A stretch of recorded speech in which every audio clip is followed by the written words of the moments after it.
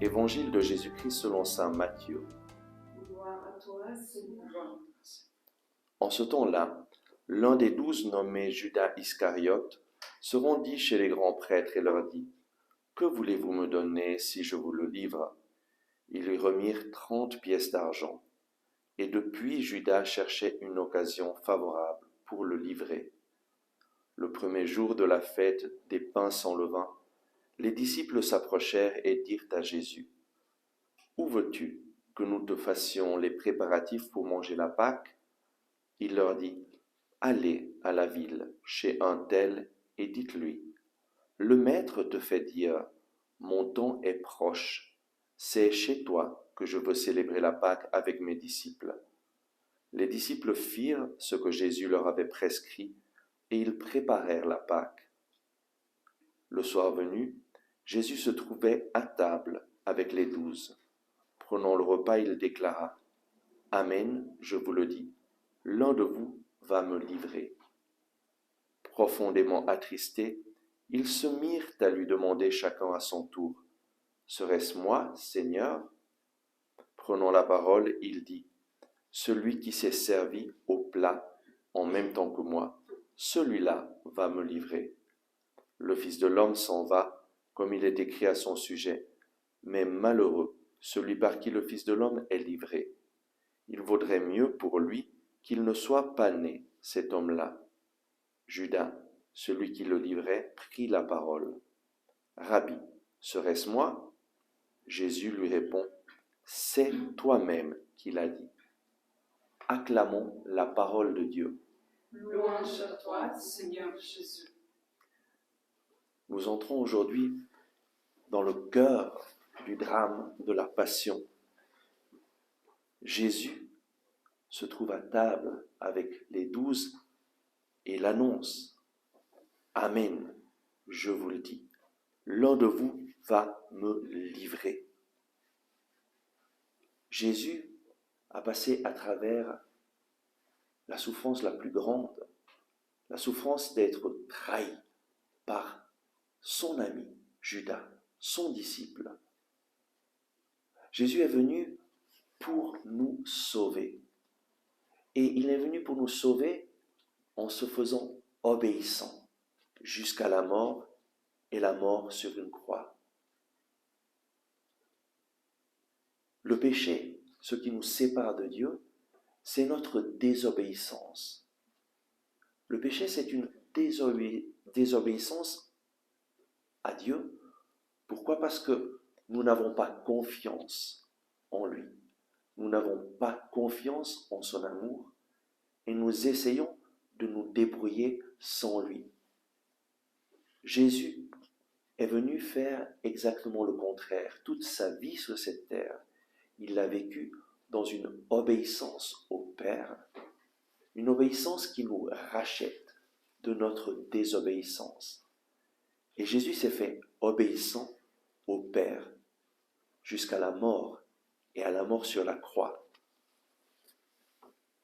Nous l'avons lu juste avant l'Évangile. Louange à toi, Seigneur, Roi d'éternelle gloire. Obéissant au Père, comme l'agneau vers l'abattoir, tu te laisses conduire à la croix. Jésus s'est fait obéissant au Père et il s'est laissé conduire à la croix. Jésus s'est offert librement en sacrifice d'expiation pour nos péchés.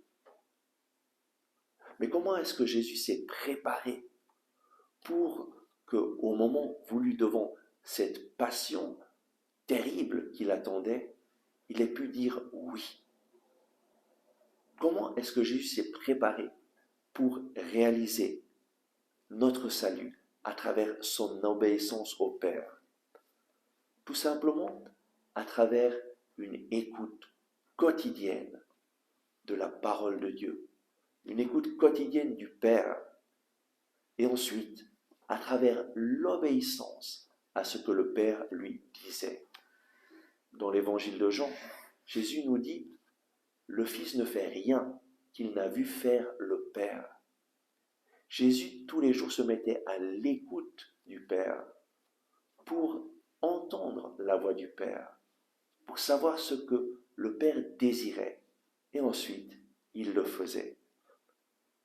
Et nous-mêmes, nous sommes invités à suivre cet exemple pour réaliser pleinement le plan de Dieu pour notre vie, afin que notre vie corresponde à ce pourquoi Dieu nous a créés. Et Jésus réalise ce que nous avons lu dans le prophète Isaïe. Jésus est celui qui réalise pleinement les Écritures à travers sa vie. Et dans le prophète Isaïe que nous avons lu, il est écrit: chaque matin, il éveille mon oreille pour qu'en disciple j'écoute. Le Seigneur mon Dieu m'a ouvert l'oreille. Voilà ce que Jésus a fait chaque jour. Chaque jour, il se levait de bon matin pour se mettre à l'écoute du Père.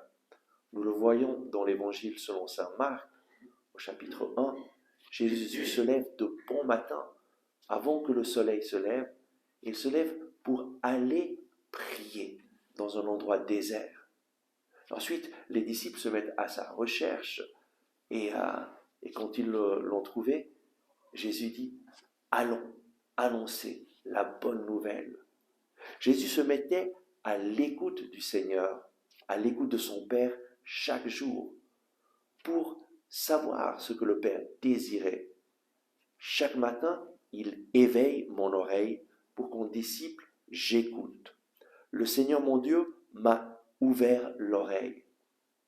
Nous aussi, nous pouvons consacrer chaque jour du temps à nous mettre à l'écoute du Seigneur, en prenant sa parole en main et en lui disant: Seigneur, parle-moi, ton serviteur écoute.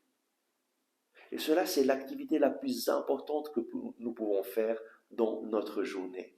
Nous mettre à l'écoute de Dieu qui parle à travers sa parole. Et de cette façon, nous suivrons l'exemple de Jésus. Nous nous mettrons dans la condition pour pouvoir entendre Dieu qui désire nous parler.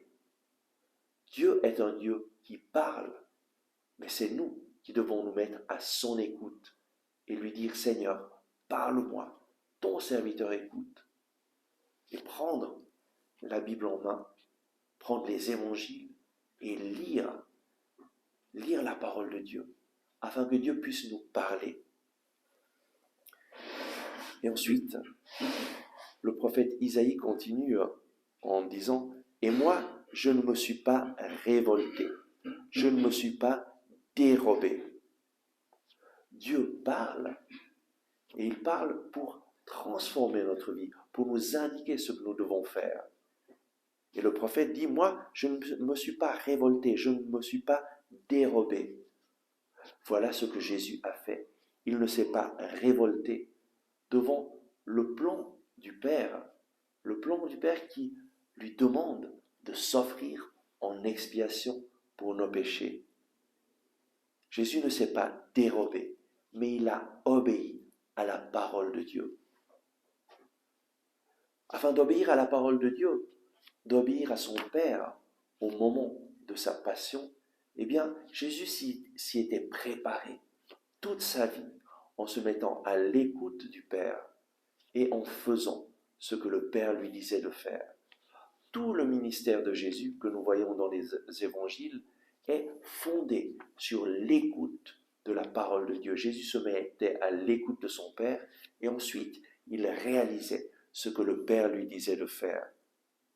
Et voilà pourquoi Jésus a pu réaliser ce que le prophète Isaïe dit: j'ai présenté mon dos à ceux qui me frappaient et mes joues à ceux qui m'arrachaient la barbe. Je n'ai pas caché ma face devant les outrages et les crachats.